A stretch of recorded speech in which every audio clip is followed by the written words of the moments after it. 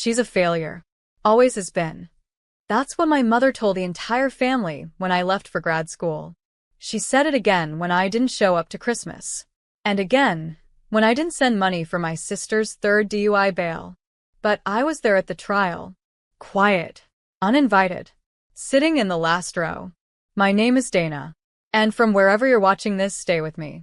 Have you ever been erased by your own family, only to return so powerful they couldn't even say your name? The courtroom was packed. My sister sat in a neat blouse, pretending to be innocent. My mother clutched her purse, whispering something about how this would all go away. And I sat alone, hands folded, jaw still. I had no intention of speaking. I just came to watch them. The same people who called me dramatic, ungrateful, invisible. The judge entered. He was mid-50s. Serious. One of those faces that didn't flinch even during murder trials. He skimmed through the file, glasses low on his nose, then paused. He looked up, scanned the room. His eyes landed on me. Stuck there. He squinted, then leaned slightly toward the mic and whispered, loud enough to shatter the silence. Wait, dear Governor Dana Walsh? You could have heard a pin drop. My sister's lawyer stammered. The court clerk dropped his pen. Even the bailiff turned. But my mother? She went pale. I didn't stand. I didn't smile. I just looked at the judge and nodded once. He straightened his posture immediately. We're done here, he said. This case is no longer being handled the way your family expected. Because the daughter they labeled a failure, the one they never invited, never supported, never respected, was the most powerful person in the room. And suddenly, their silence wasn't passive. It was fear. The air in the courtroom changed, sharp, electric. Like everyone had just realized they were standing too close to lightning. The judge cleared his throat. He addressed the room with new weight in his voice.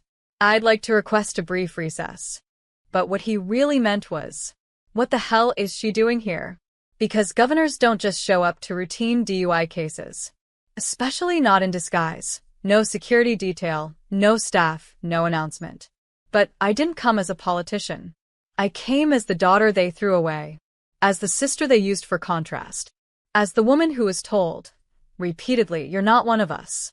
I watched my mother lean toward my sister and hiss through clenched teeth. You didn't tell me she was coming. My sister didn't reply. She didn't need to. She just kept her eyes on the floor, suddenly remembering every time she mocked my campaign behind my back. Every Thanksgiving where she toasted her new job, while I sat in silence after working 80-hour weeks as a public servant. They thought I'd never make it past city council. They said I was boring, cold, too serious. But cold girls climb quietly, and when they reach the top, they don't shout. They decide. The judge walked over to me during recess. He took off his glasses. Governor, I had no idea. If I had known. I stopped him gently. I'm not here in any official capacity. I'm just observing. He nodded, but the message was clear. This case was no longer a family embarrassment. It was a career liability for him. The whispers started before the hearing resumed. Reporters in the hallway.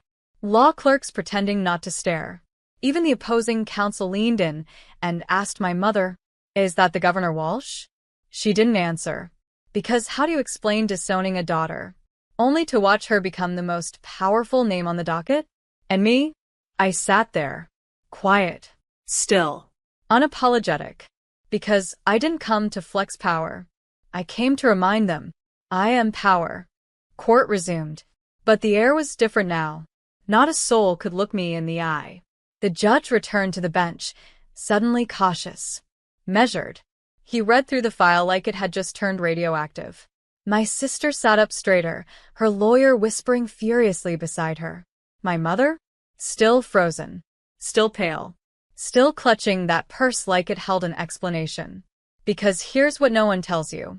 When a woman rises in silence, the people who mocked her have no script for the moment she turns back around. They were still trapped in the story where I was the family disappointment. The one who wasn't pretty enough, social enough, obedient enough. The girl who read too much and smiled too little. The one who left home and never looked back. But I didn't leave empty-handed. I took every wound, every insult, every time they said I wasn't enough, and I turned it into policy. I turned it into power. While they threw parties for my sister's failed business ventures, I sat in war rooms fixing the healthcare system. While they gossiped about how I couldn't keep a man, I rebuilt housing programs that kept thousands of families off the street. And now here I was, their failure, in a tailored navy suit, with the entire room standing still in my presence. The judge finally looked up. This case is being reassigned. Effective immediately. I will not be proceeding further. Conflict of interest. Translation? He didn't want the fallout. He knew this wasn't just another DUI hearing anymore. It was now attached to my name. My sister's mouth opened. Finally. Dana, please. I turned to her. Slowly. Now you remember my name. Silence. Because that's what guilt sounds like when it finally recognizes the person it tried to erase. I stood. I didn't storm out. I didn't gloat. I just turned to the bailiff and said, I'm done observing, and walked straight down the aisle. Every pair of eyes following me, including the ones that once looked away when I needed them most. Because when you spend a lifetime underestimated, you don't have to slam the door when you leave. You become the building. Outside the courtroom, the press was waiting. They didn't know why I was there. Not yet. But someone had tipped them off that Governor Dana Walsh had been seen at a misdemeanor DUI trial. Microphones. Flashes. A whirlwind of questions. Governor Walsh, are you involved in this case? Is there a personal connection to the defendant? Can you confirm if the woman on trial is your sister? I didn't flinch. Didn't run. Didn't hide. I looked one reporter square in the eyes and said calmly, I was attending as a private citizen. No further comment. And I walked. Straight through the crowd. Through the cameras. Through the noise. Just like I always had. Because when you've spent your life being talked over, you learn to move, with purpose, not permission. Back in the car, my phone lit up with missed calls. Mom, 3. Clara, my sister, 8. Unknown numbers, 12. They were spiraling. I could feel it. And still I didn't pick up. Instead, I turned to my driver. Take me to the state office. Because I had a meeting to lead. On foster care reform. A system my mother once said I wasn't emotionally stable enough to understand. And now I was rewriting it. That night, alone in my apartment, I finally opened my sister's texts. Dana, I'm sorry. You could have helped me. You could have warned me. Warned her? Warned her that I had survived years of being treated like the family embarrassment, that I turned shame into strategy, that while they mocked me, I was memorizing everything they stood for. So, I'd never build anything like it? No. I owed her nothing, but I did reply. You had their protection. I had their silence. You were raised to believe the world owed you grace. I was raised to believe I owed it everyone else. Now we're both grown women. And this time, I chose me. Delivered. Read. No response. The silence tasted better than any apology they could offer. Because this time, I wasn't the forgotten daughter in the back row. I was the headline. The one who outgrew their story. And started writing her own. The next morning, headlines hit every feed. Governor Dana Walsh attends sister's trial, legal system shaken. Family drama at the bench. Walsh's silent message echoes louder than words. They didn't have the full story. They didn't need it. Because the photo just one said it all. Me. Standing quietly in the courtroom aisle. My mother frozen in shock. My sister turning toward me, mid-plea. The judge, rising from his seat. That single image went viral. And suddenly, people started asking the real question. What kind of family ignores their daughter until the world doesn't? I didn't say a word publicly. Let the media speculate. Let my family sweat. Because silence had always been their weapon. Now it was mine. That afternoon, I received a call from a blocked number. I answered out of curiosity. It was my mother. Her voice was brittle, polite, exhausted. Dana, I didn't know. I didn't know how far you'd come. We, your father, and I, we thought you were just avoiding us. I stayed quiet. She went on. Your sister is in trouble. Real trouble. They're talking about revoking her license permanently. She might do jail time. You could help. Just say something. I looked out my office window at the Capitol lawn below. Clean. Quiet. Controlled. And said, you called me a failure. For years. And now that I succeeded without your support, you want me to erase the consequences of your favorite's choices. Mom whispered, she's your sister. No, I said gently. She was your golden girl. Now she's just an adult with a record. Then I ended the call. No yelling. No grand declaration. Just truth. Because for years, I begged them to see me. And when they refused, I became someone they couldn't look away from. Later that night, I received an email from the judge himself. Subject: regarding your sister's case. He explained the new handling judge had no intention of leniency. He thanked me for maintaining neutrality. He closed with this: what your presence did in that room will be studied in law schools. Not because of what you said, but because of how many people finally listened. And for the first time, I believed it. My silence was louder than all their years of noise. By the end of the week, Clara's sentence was finalized. License revoked. Probation assigned. Fines stacked so high her lawyers started asking for character witnesses. That's when they called in favors. Aunt Lydia reached out first. Always the family mediator. Dana, sweetheart, your mother is devastated. Your sister is humiliated. Isn't that enough? Enough? Was it enough when they whispered behind my back at every holiday dinner? When I got into grad school and Mom told everyone it was just a phase? When they called me cold, calculated, and career-obsessed because I wasn't smiling for their applause? No, Aunt Lydia. This wasn't about humiliation. It was about accountability. Clara didn't just have a drinking problem. She had an entitlement problem, fueled by a family who never held her to the same standard they buried me beneath.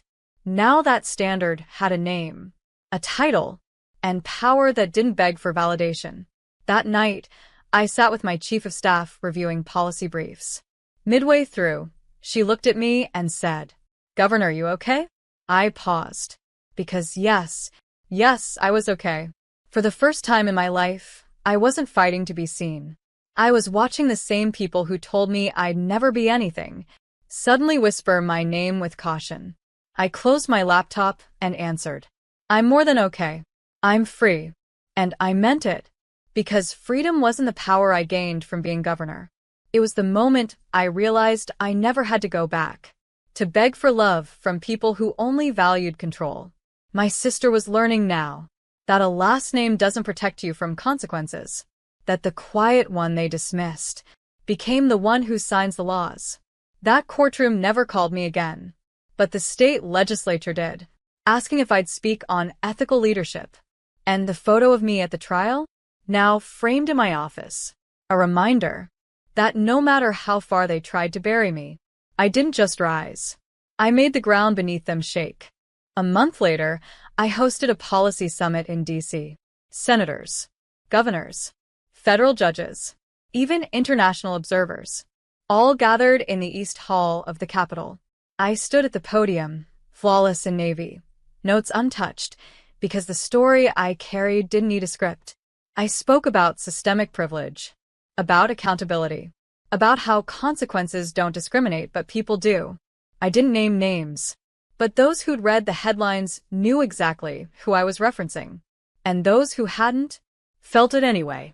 Afterward, I mingled politely, posed for photos, shook hands, until a soft voice stopped me from behind. "Governor Walsh?" I turned. It was Judge Levinson, the man from Clara's trial. He extended his hand. "May I say what you did that day? You didn't say a word. And somehow, you still taught us all something." I smiled. "Silence," I said, "is a language. You just have to decide who deserves to understand it."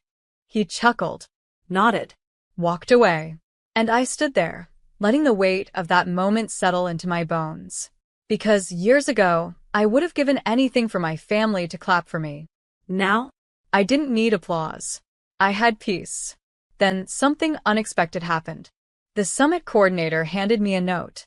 "There's someone waiting downstairs. Says it's personal." I raised an eyebrow, but I already knew. I walked past marble columns, out into the golden dusk, and there she was. Clara. No makeup. Hair pulled back. For once, no performance. She stepped forward cautiously, clutching a manila envelope. "I'm not here to beg. I just wanted to say thank you For not ruining me. You could have destroyed everything." I tilted my head. "You were already doing that." She looked down. "I'm getting help. I'm trying." I didn't hug her, didn't comfort her, but I didn't turn away either. Instead, I said, "Then don't try for me.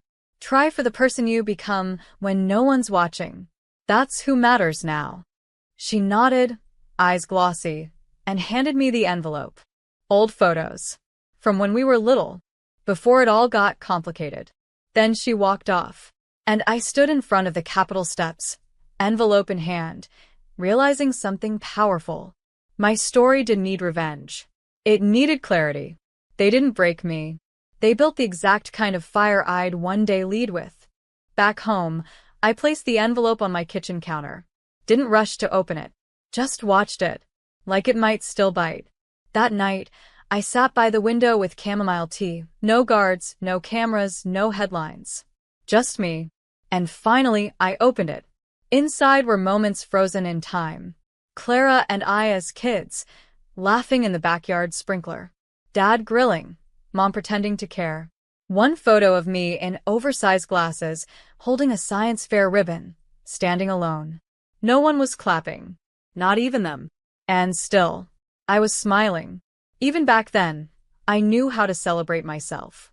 That little girl didn't need a crowd. She just needed someone to believe in her. And eventually she became that person. I stood up and framed that science fair photo, right next to my framed inauguration one. Two girls staring back at me. One invisible, one undeniable. And both me. The next morning, I declined a call from my mother, then blocked it. Not out of anger, but because healing isn't about revenge. It's about choosing who still gets access to your peace.